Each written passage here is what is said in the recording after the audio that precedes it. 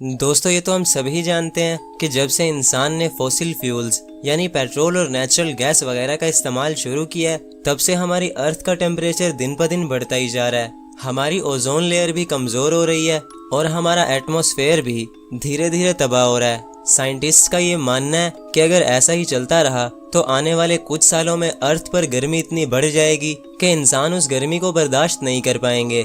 ऐसे में हमें अर्थ को छोड़ना पड़ जाएगा और फिर हमें अपने लिए एक नया घर यानी एक नया प्लेनेट तलाश करना पड़ेगा। तो दोस्तों वैसे तो हमारे सोलर सिस्टम में इस वक्त 8 प्लैनेट्स मौजूद हैं, लेकिन उन 8 प्लैनेट्स में से अगर कोई प्लैनेट हमें जीने की उम्मीद दे सकता है तो वो है प्लैनेट मार्स।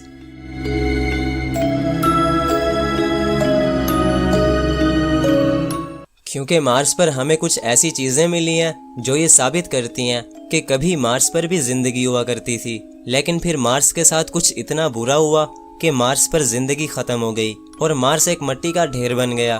तो जी हाँ दोस्तों, आज की ये वीडियो मार्स को स्टडी करके बनाई गई है।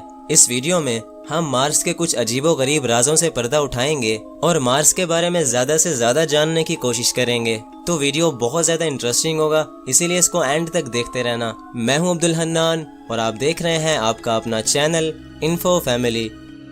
दोस्तों मार्स की कहानी शुरू हुई थी आज से 4.5 बिलियन साल पहले। ऐसा माना जाता है कि 4.5 बिलियन साल पहले स्पेस में मौजूद गैसेस और डस्ट ने मिलकर एक प्लेनेट बना दिया जो कि सूरज से चौथे नंबर पर था। दोस्तों मार्स हमारे सोलर सिस्टम का दूसरा सबसे छोटा प्लेनेट है जो कि हमारी अर्थ से लगभग 27 करोड़ किलोमीटर की दूरी पर है। यानी अगर एक बहुत ही तेज स्पेसक्राफ्ट को मार्स पर भेजा जाए तो स्पेसक्राफ्ट को भी अर्थ से मार्स तक पहुंचने में पूरे 7 महीने लग जाएंगे। दोस्तों मार्स को रेड प्लेनेट भी कहा जाता है क्योंकि मार्स लाल रंग का दिखाई देता है। कदीम रोमन्स का ये मानना है कि मार्स का ये लाल रंग खून और जंग की वजह से है, क्योंकि उनके मुताबिक उनके देवताओं ने मार्स पर जंगें लड़ी थी और खून बहाया था। लेकिन वहीं अगर हम साइंस को देखें तो साइंस कहती है कि मार्स का ये लाल रंग मार्स की मिट्टी की वजह से है, क्योंकि मार्स की मिट्टी लाल रंग की है और वहाँ का एटमॉस्फेयर बहुत घना है जो कि शायद मार्स को लाल रंग देने में मदद करता होगा।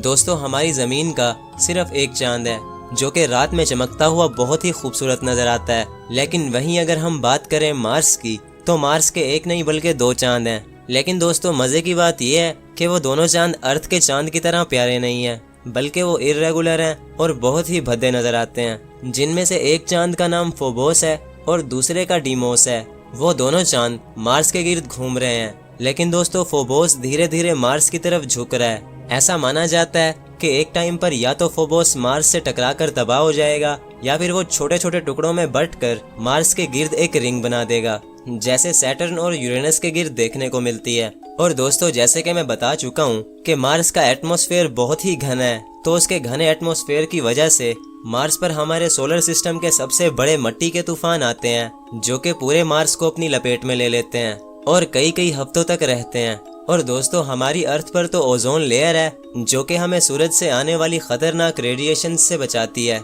लेकिन वहीं अगर हम बात करें मार्स की तो दोस्तों मार्स पर कोई भी ओजोन लेयर नहीं है, जिसकी वजह से वहाँ हर टाइम खतरनाक रेडिएशंस बरसती रहती हैं। यानी अगर आप मार्स पे अपना स्पेस सूट उतार दोगे तो आपके खून में बुलबुले बन जाएंगे, जिसकी वजह से आपकी फौरन मौत हो जाएगी। और अब अगर हम बात करें मार्स के साइज की तो दोस्तों मार्स का साइज अर्थ से 6 गुना कम है। यानी हमारी अर्थ के अंदर मार्स जितने 6 प्लैनेट फिट आ सकते हैं। और इतना ही नहीं, मार्स पर हमें पूरे सोलर सिस्टम के सबसे बड़े पहाड़ी सिलसिले देखने को मिलते हैं। और मार्स पर मौजूद एक पहाड़ जिसका नाम ओलंपस मोन्स है हमारे सोलर सिस्टम का सबसे बड़ा पहाड़ है, जिसकी लंबाई दुनिया के सबसे बड़े पहाड़ माउंट एवरेस्ट से भी 3 गुना ज्यादा है। साइंटिस्ट के मुताबिक ओलंपस मोन्स एक वोल्केनो था जो कि एक बार फटा भी था, लेकिन फिर 50 मिलियन साल पहले यानी डायनासोर्स के मरने के फौरन बाद मार्स के सब वोल्केनोज भी एक्सटिंक्ट होकर खत्म हो गए। तो दोस्तों ये तो हो गई मार्स की तारीफ कि मार्स कैसा है और मार्स पर कैसे कैसे खतरे मंडरा रहे हैं। जैसे कि मार्स पर हर टाइम रेडिएशंस बरसती रहती हैं, वहाँ मिट्टी के सबसे खतरनाक तूफान आते हैं, और तो और मार्स का एवरेज टेम्परेचर -81 डिग्री फ़ारेनहाइट है जो कि अंटार्कटिका से भी ज्यादा ठंडा है। अब सवाल ये उठता है कि इतना सब कुछ होने के बावजूद भी इंसान मार्स पर ही क्यों जाना चाहते हैं, जबकि हमारे सोलर सिस्टम में और भी बड़े बड़े प्लैनेट्स मौजूद हैं। तो फिर आखिर मार्स ही क्यों? तो दोस्तों इसका पहला रीजन है कि मार्स हमारी अर्थ के बिल्कुल करीब वाला प्लेनेट है। अब आप बोलेंगे कि करीब तो वेनस भी है, तो वेनस के बारे में हम क्यों नहीं सोचते?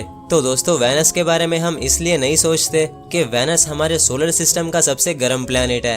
वैसे तो सूरज के सबसे करीब मरकरी है, लेकिन वेनस का टेम्परेचर मरकरी से भी ज्यादा है।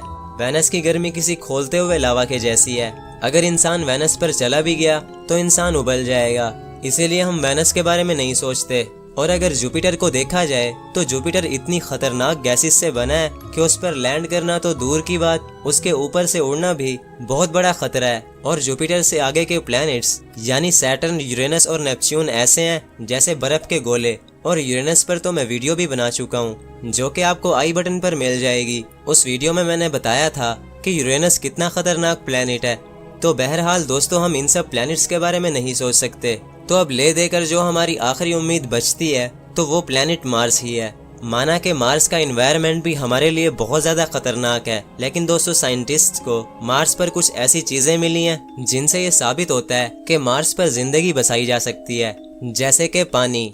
जी हाँ दोस्तों, साइंटिस्ट्स को मार्स पर पानी मिला है, लेकिन वो पानी ना तो मार्स की जमीन से निकलता है और ना ही वहाँ कोई समंदर वगैरह है, बल्कि मार्स का वो पानी मार्स की साउथर्न पोलर कैप्स पर जमा हुआ है। साइंटिस्ट का ये मानना है कि वो पानी इतना ज्यादा है कि अगर उसको पिघला दिया जाए तो वो पूरे मार्स को 36 फुट तक डुबो देगा। दोस्तों मार्स पर पानी मिलना इंसान के लिए जिंदा रहने की एक नई उम्मीद से कम नहीं है।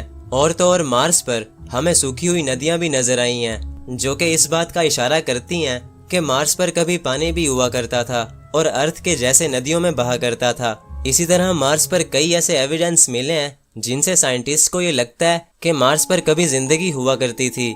नासा और स्पेस एक्स मार्स को बहुत ज्यादा स्टडी कर रहे हैं और स्पेस एक्स के मालिक एलोन मस्क ने तो ये तक ऐलान कर दिया है कि साल 2050 तक वो मार्स पर एक शहर बनाएंगे जिसमें लाखों इंसान रह सकेंगे, वो भी अर्थ की मदद के बगैर।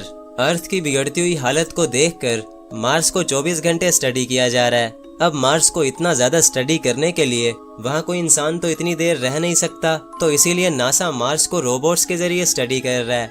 नासा ने अब तक मार्स पर 5 रोबोट्स भेजे हैं जिन्हें कहा जाता है रोवर्स। और जो 5 रोवर्स नासा ने मार्स पर भेजे हैं उनमें से 2 रोवर्स ने काम करना बंद कर दिया है, लेकिन 3 रोवर्स अभी भी मार्स पर काम कर रहे हैं और मार्स को स्टडी कर रहे हैं। इन रोवर्स को नासा लेबोरेटरी अर्थ पर बैठकर कंट्रोल करती है। और दोस्तों इन रोवर्स को बनाने में बहुत ज्यादा खर्चा आता है। इस बात का अंदाजा आप नासा के लेटेस्ट रोवर पर होने वाले खर्चे से लगा सकते हैं। साल 2021 में नासा ने अपना 5वां रोवर मार्स पर भेजा था, जिस पर मुकम्मल खर्चा $2.5 बिलियन आया था। वो इसलिए कि उन रोवर्स को एक ऐसे रूम में बनाया जाता है जहां बिल्कुल भी डस्ट नहीं होती। उनको बहुत ही सफाई से डिजाइन किया जाता है क्योंकि उन्हें एक ऐसी जगह भेजा जाएगा जहां कोई भी रिपेयर स्टेशन नहीं होगा, यानी मार्स पर। इसीलिए इन रोवर्स पर बहुत ज्यादा खर्चा होता है ताकि ये मार्स पर कई सालों तक टिक सकें। इन रोवर्स को बनाने के बाद इनको बहुत ही क्लीन तरीके से पैक किया जाता है। उसके बाद इनको अलग अलग पीसेस में डालकर नासा की लॉन्च व्हीकल में इंपोर्ट किया जाता है। उस लॉन्च व्हीकल का कोई ड्राइवर नहीं होता और उस व्हीकल को भी नासा लेबोरेटरी कंट्रोल करती है। जब उस व्हीकल को स्पेस में भेजा जाता है तो एक खास टाइम के बाद वो अपने टुकड़ों को अलग करती रहती है और फिर बहुत ही सेफ तरीके से उन रोवर्स को मार्स की सरफेस पर उतारती है। देखने में तो ये बहुत ही छोटा प्रोसेस लगता है, लेकिन दोस्तों मार्स पर एक छोटे से रोवर को पहुंचने में भी लगभग 7 महीने लग जाते हैं। दोस्तों इन रोवर्स के जरिए इंसान अर्थ पर बैठकर मार्स को स्टडी कर रहे हैं और वो वक्त दूर नहीं जब इंसान मार्स पर रहना शुरू कर देंगे। दोस्तों मार्स पर कभी लाइफ हुआ करती थी या नहीं, इसके बारे में साइंटिस्ट सिर्फ अंदाजा लगा सकते हैं। साइंटिस्ट का ये मानना है कि कई बिलियन साल पहले प्लैनेट प्लूटो जितना एक स्टार मार्स से टकरा गया होगा, जिससे मार्स पर लाइफ खत्म हो गई होगी। ये स्टार गन से निकली एक बुलेट की तेजी से मार्स से टकराया होगा और इसके टकराने से पूरा मार्स लावा की तरह उबल गया होगा। मार्स की आधी सरफेस तो हवा में ही उड़ गई होगी और मार्स को ठंडा होने में भी कई बिलियन साल लग गए होंगे। तो दोस्तों मार्स पर कभी लाइफ थी या नहीं, इसके बारे में कुछ नहीं कहा जा सकता, लेकिन ये पक्का है कि अनकरीब इंसान मार्स पर लाइफ बसा लेंगे। अगर मुझे मार्स पर जाने का बोला गया तो मैं तो नहीं जाऊंगा, और अगर आपको बोला जाए तो आप जाना चाहोगे या नहीं, कमेंट करके जरूर बताना। तो इसी के साथ साथ दोस्तों आज का हमारा ये वीडियो खत्म होता है। मैं उम्मीद करता हूँ हूँ आपको ये वीडियो पसंद आया होगा, तो इसको एक लाइक जरूर करके जाना, क्योंकि इन वीडियोस को बनाने में बहुत ज़्यादा रिसर्च और मेहनत लगती है। और अगर आप ऐसी और ज़्यादा इंटरेस्टिंग वीडियोस देखते रहना चाहते हो तो मेरे इस